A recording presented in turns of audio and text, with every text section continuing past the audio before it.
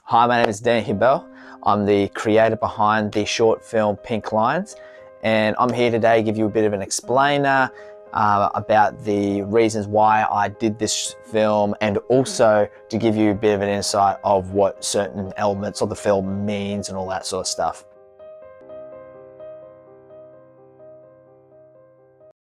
So a bit of a rundown about the film itself. So basically it's about a young woman played by Marianne Garay that basically stumbles upon a pink line that she can only see.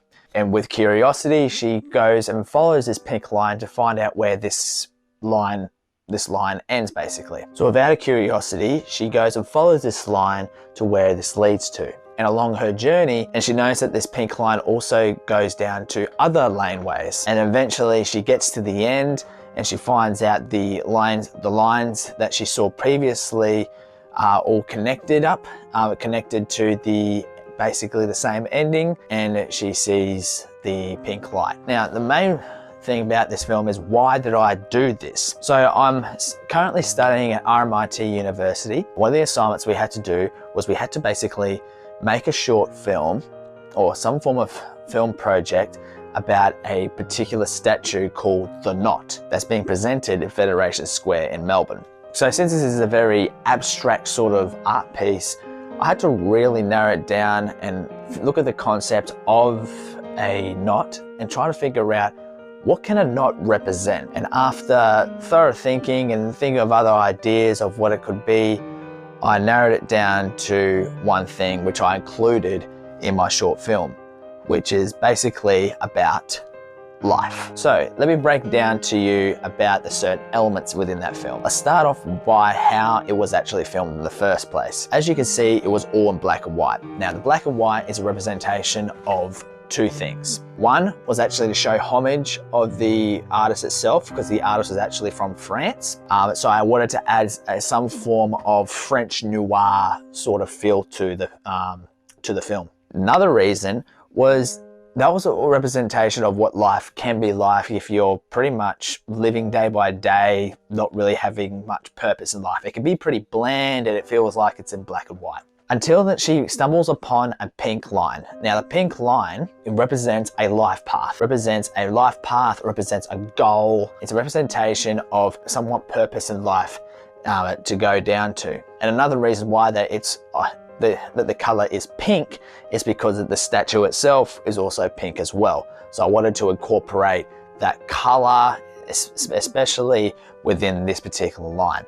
So anyway, she goes and follows this line. She goes and it's just leading down this particular laneway. And along her journey, she sees that this line also spans out to other laneways. So for example, the first laneway that she sees everything is very fast forward. Everything is just going hectic, and it just looks very rushed. Now that's a representation of how life can be.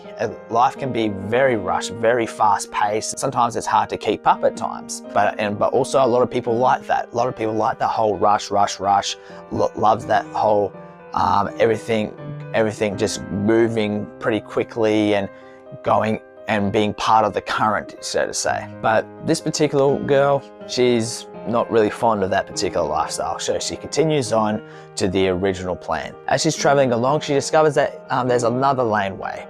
But this laneway is rather rough looking, and it's very ghetto with a very intimidating character. I don't know who this guy is. I mean, he was actually there at the time. We asked him if we could shoot him. He took that as a threat, but we said, no, we mean shoot by the camera. And he goes, okay, cool. What do you want me to do?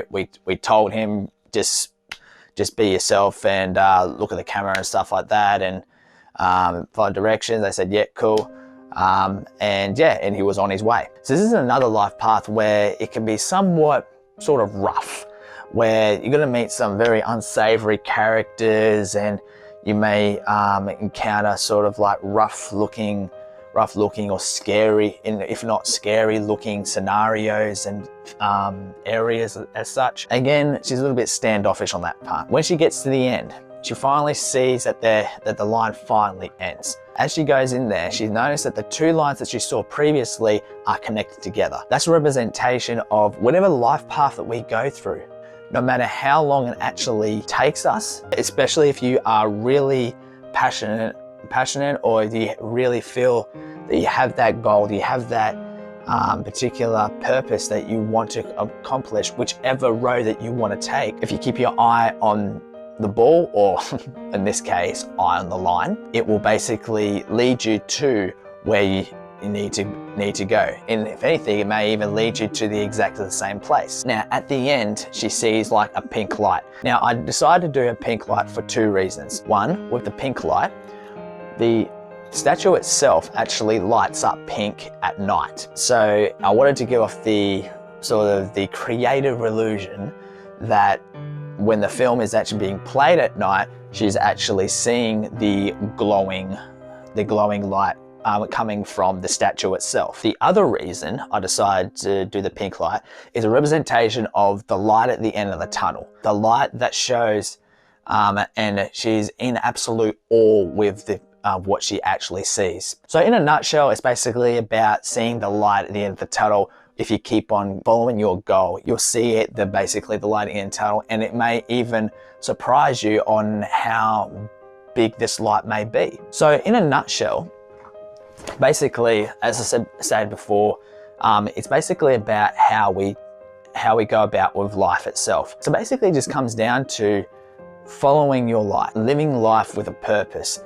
And whichever road, or in this case, lane that you take, and you're keeping your eye on that prize, you'll get to the end. Whichever lane that you go to, it's gonna be giving you ups and downs, twists and turns, and giving you to all sorts of directions, just like a knot. So yep, that's my explainer for the movie Pink Lines. I hope that gave you a bit of an insight to the reasons why I did it, and also the reasons behind it as well.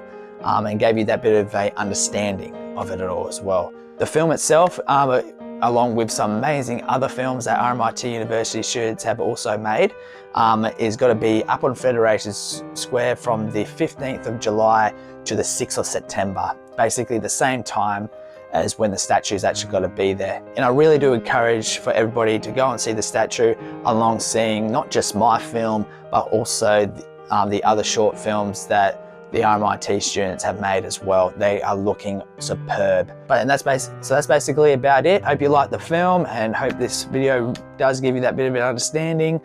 I'm Danny Campbell, and keep up to date with some of my new projects that's coming up. All right, see ya.